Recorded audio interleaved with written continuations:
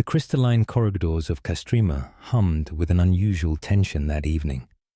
Essen could feel it in her bones, the way the geode walls seemed to pulse with untold secrets. The Council meeting had devolved into barely contained chaos when Hyaka challenged Ika's leadership decisions regarding resource distribution. The underground chamber, usually a place of measured discourse, now crackled with political electricity. As Essen observed from her corner, she noticed how the crystal's natural light dimmed and brightened in rhythm with the heated arguments, as if the very walls of Castrima were responding to the emotional turbulence of its inhabitants. The situation reached its breaking point when evidence of hoarded supplies emerged, pointing to someone high in the council's ranks. Under the perpetual twilight of Castrima's central dome, an emergency assembly gathered. Ika stood at the center, her usual confidence wavering as she faced the divided comm. The discovery of Steele's secret meetings with outer comm members had sparked fears of a coup. Essen watched as her friends struggled to maintain order, while Lerner tried to mediate between the increasingly hostile factions. The air grew thick with orogeny, subtle vibrations running through the stone as agitated roggers struggled to contain their power. When the vote of confidence was called, the crystal ceiling seemed to weigh heavily upon them all, its ancient secrets pressing down like a silent judge. The aftermath of the vote left Castrima changed. Though Yuka retained leadership, the cost was steep.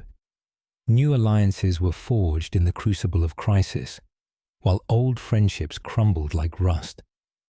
Esun found herself thrust into a new role as mediator, her power making her words carry weight, whether she wished it or not. The discovery of Asael's betrayal and subsequent exile served as a stark reminder of the price of discord. As the comm settled into an uneasy new normal, the crystal walls of Castrima pulsed with a different rhythm. Slower, steadier, but somehow more ominous. In the deepest reaches of the geode, where the light barely reached, Esun discovered ancient markings that suggested this was not the first time Castrima had weathered such political storms. The question remained, would they learn from the past, or were they doomed to repeat it? In the dimly lit crystal chamber, Essen watches as Alabaster's body continues its gradual transformation into stone. His once dark skin now bears patches of grey, spreading like a silent disease. Despite his deteriorating condition, his eyes burn with an intensity that speaks of urgent purpose. Today's lesson begins differently. Alabaster's voice carries a weight she hasn't heard before. He speaks of the obelisks, those mysterious floating crystals that have haunted the sky for millennia. But this time, he reveals something new. They're not just tools. They're a network, a vast web of power waiting to be understood. As he demonstrates a simple manipulation of crystal, his arm briefly turns completely to stone, causing both of them to pause. The air grows thick with tension as Essen realizes these lessons are killing him faster than expected. The sessions grow more intense as Alabaster pushes harder, despite his deteriorating condition. He teaches Essen to feel the subtle vibrations of the earth in new ways, to understand the language of crystals and stone. During one particularly challenging lesson, Essen manages to connect with a small obelisk shard, causing it to hum with an otherworldly resonance. The moment is magical, but it's interrupted when Alabaster collapses, another portion of his chest turning to stone. Through gritted teeth, he reveals that what she's learning isn't just about power, it's about inheritance. Every success brings them closer to something monumental, but also hastens his transformation. The weight of this knowledge bears down on Essen like a physical force. As Alabaster's condition worsens dramatically, he becomes more desperate to pass on his knowledge. In what might be their last proper lesson, he reveals the true purpose of the Obelisk Gate, a revelation so shocking that Essen initially refuses to believe it. The chamber fills with an intense energy as Alabaster demonstrates one final technique, his body now more stone than flesh. The session ends abruptly when he can no longer move his stone-encased limbs. Before falling silent, he whispers something that changes everything Essen thought she knew about their world. As she leaves the chamber, the crystals seem to pulse with a new awareness, and she realizes that these lessons have been more than just training. They've been a passing of the torch, and now she carries a burden that could either save or destroy what remains of their world. In the crystalline depths of Castrima, Steele observes the human inhabitants with an unsettling stillness that makes even the most hardened orogenies uncomfortable. The Stone Eater's marble-smooth skin catches the ambient light as she engages in a cryptic conversation with antimony, their words carrying ancient weight. Through their exchange, hints of a deeper conflict emerge, one that has raged for millennia beneath the surface of the world. Steele reveals fragments of their history, speaking of a time when Stone Eaters were something else entirely, though she carefully avoids revealing too much. The conversation ends abruptly when they sense another presence, Hoa, watching silently from the shadows, his silver eyes reflecting knowledge of secrets yet untold. During a tense gathering in the lower chambers, multiple Stone Eaters converge, their presence making the very air feel dense with unspoken tension. Steele and Antimony stand opposed to each other, while others choose sides in what appears to be an age-old ideological divide. Their debate centers around humanity's role in the world's future, with some viewing them as tools, others as threats, and a few, like Hoa, seeing them as equals.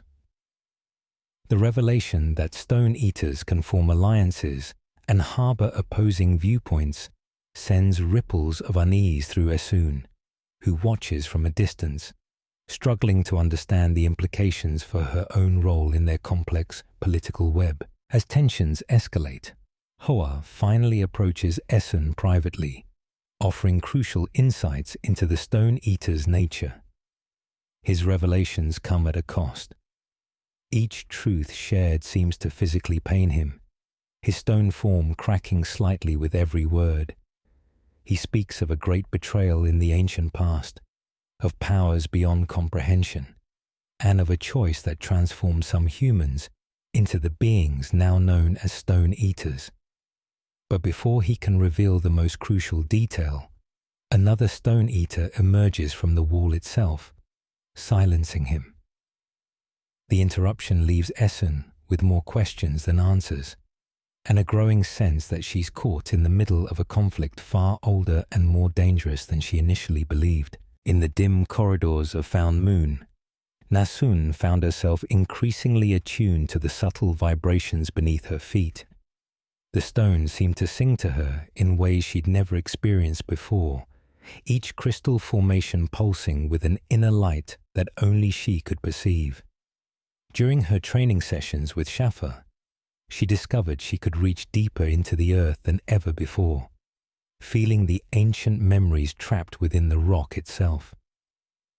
One evening, while practicing alone in the crystal chamber, she accidentally tapped into a vein of power that made the entire chamber glow with an eerie blue light. The other children watched in awe as she manipulated the crystals, making them dance and shimmer in the air. But with each new achievement, she felt a strange darkness growing within her, a power that both thrilled and terrified her. As Nassun's abilities grew stronger, she began to notice changes in Shafa. His silver eyes seemed to flicker more frequently now, and sometimes she caught him watching her, with an expression that mixed pride with something that looked almost like fear. During one particularly intense training session, Nassun managed to connect with an obelisk floating miles above them. something that should have been impossible for someone her age. The surge of power that followed knocked everyone in the room off their feet, and for a brief moment she saw visions of ancient cities and strange machines. But the victory came at a cost. That night, she woke up screaming, her sheets soaked with sweat, as the weight of what she was becoming pressed down on her young shoulders. The turning point came during a seemingly routine lesson. While practicing with a particularly difficult piece of quartz, Nassun felt something shift deep within her consciousness. The world around her seemed to slow down as her awareness expanded exponentially. She could feel every heartbeat in Found Moon, every crystal's resonance, every subtle movement of the earth. Steel suddenly appeared beside her, his stone features showing rare signs of surprise. Even Guardian Schaffer stepped back as the air around Nassun began to shimmer with visible waves of power. In that moment, she understood what she truly was. Not just an origin, but something more. Something that hadn't existed in thousands of years. The realization brought both exhilaration and dread, for with it came the knowledge that she could never go back to being the simple girl who had arrived at Found Moon with her father just months ago. The crystal walls of Castrima hummed with an unusual frequency that morning, sending ripples of unease through its inhabitants. Essen stood at the observation point, her weathered hands pressed against the transparent surface, feeling the vibrations that spoke of approaching danger. Through the network of geodes that served as their warning system, she could sense the movement of hundreds, no thousands, of feet above ground. Renanice was making its move. The comms council chamber buzzed with tension as Yika delivered the news, her usual confident demeanor showing slight cracks. The crystal amplified their voices, creating an ethereal echo that matched the gravity of their situation. Steel Guardian's metallic face reflected the ambient light as he shared intelligence about the approaching force, each word falling like heavy stones in the charged atmosphere. In the lower levels of Castrima, Alabaster's condition worsened. His transformation accelerated, patches of stone spreading across his skin like a cruel mosaic. Yet his eyes burned with intensity as he shared crucial information about the Obelisk Gate with Essen. The air grew thick with orogeny as she practiced the movements he taught her, the crystal walls resonating with each gesture. Meanwhile, Hoa watched from the shadows, his stone form somehow more fluid than usual, his presence both comforting and unnerving. The comms children played in the garden chambers, their laughter a stark contrast to the growing tension, while the adults prepared for what everyone knew would be a fight for survival. The hydroponics gardens pulsed with an inner light, the plants seeming to sense the approaching storm. The first attack came without warning. The entire comm shuddered as Renanice's origin tested Castrima's defenses. Essen felt the assault through the earth itself, the violent probing sending shockwaves through the crystal structure. Ika organized the comm's defense with practiced efficiency, but fear crept through the population like frost. In the midst of chaos, Essun discovered a hidden message in the crystal walls, ancient writings that hinted at Castrima's true purpose. As the comm prepared for siege, the obelisk floating above their heads pulsed with an intensity that hadn't been seen before. The stone eaters moved with newfound urgency, their normally languid movements now sharp and purposeful. As night fell in the underground city, the crystal walls reflected the fear and determination of its people, while somewhere above, an army waited to strike. In the crystalline chambers of Castrima, tension coiled like a serpent ready to strike. Essun stood before the gathered comm members, their faces illuminated by the soft blue glow of the geode walls. Her silver eyes reflected determination as she explained the gravity of their situation.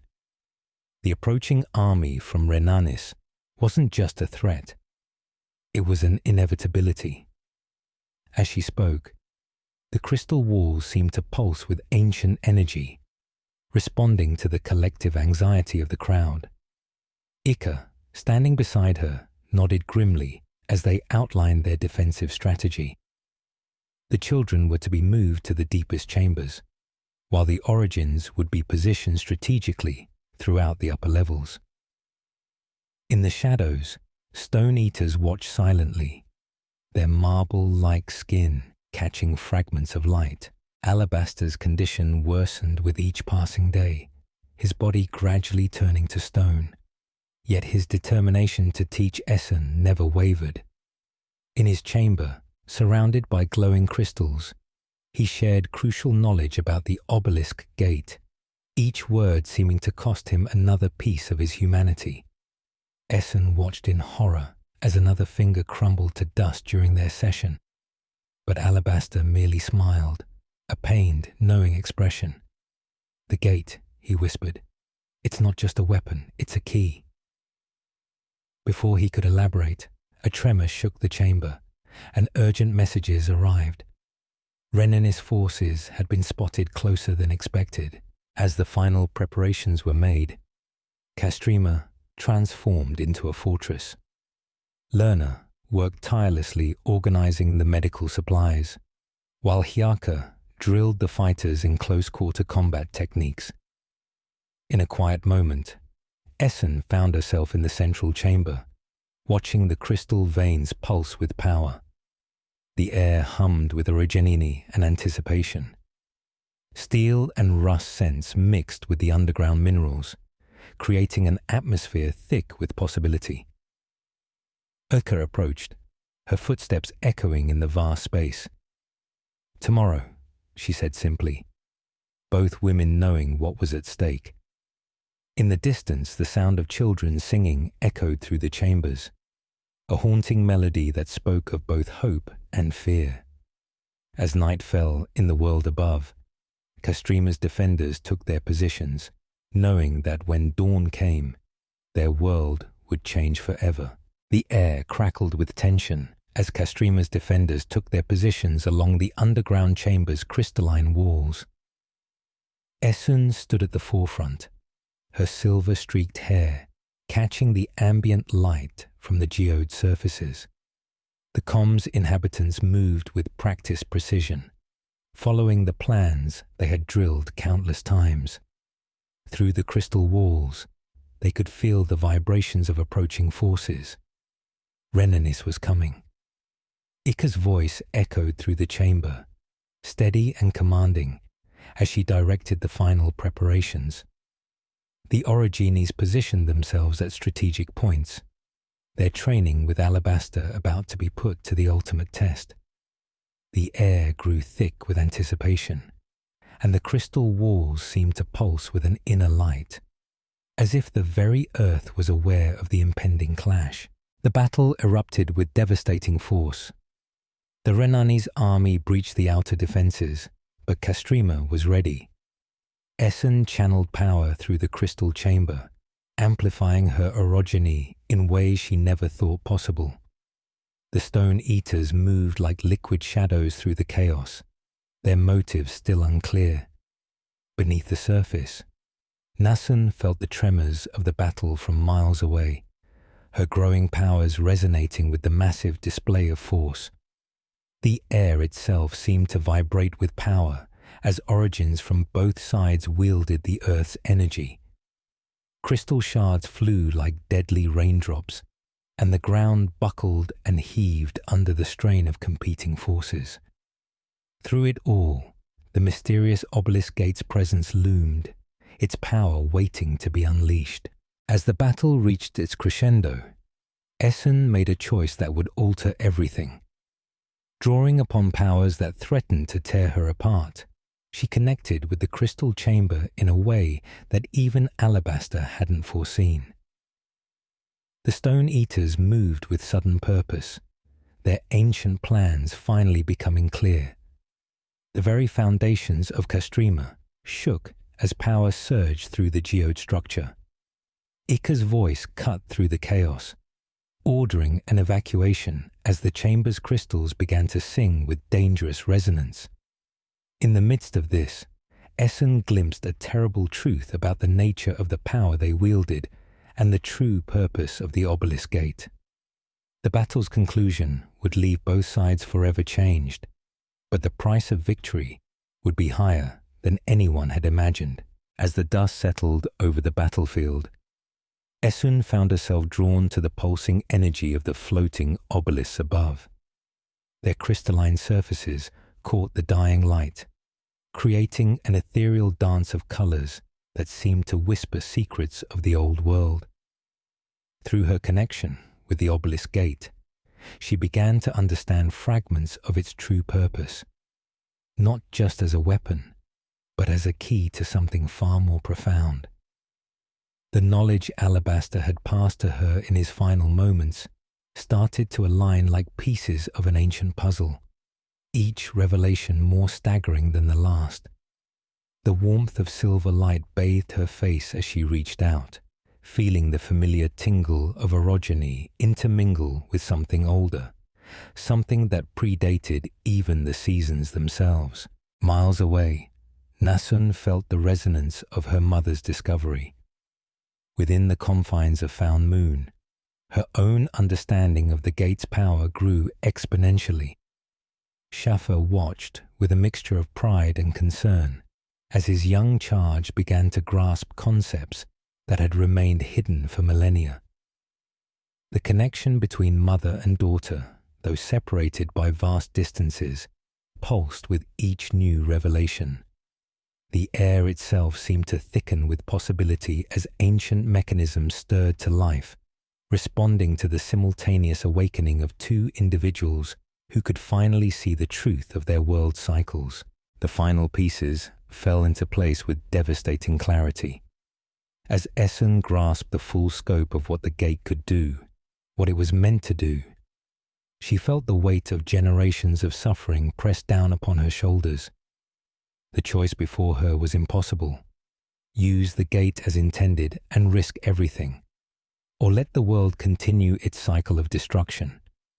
Meanwhile, Nassun made her own discoveries, ones that would put mother and daughter on a collision course neither could have anticipated. The Stone Eaters watched silently as the ancient machinery of their world groaned toward a moment of truth, knowing that whatever choice was made would reshape their world forever. The air crackled with potential energy as obelisks hummed their ancient song, waiting for a decision that would echo through the ages. Thank you for venturing into this realm with me. If you crave more enchanted worlds, mythical battles, and secrets whispered from ancient pages, join the Guild of Storybound Explorers. Subscribe now and ring the bell to unlock every new quest the moment it drops. The next chapter awaits. Will you answer the call?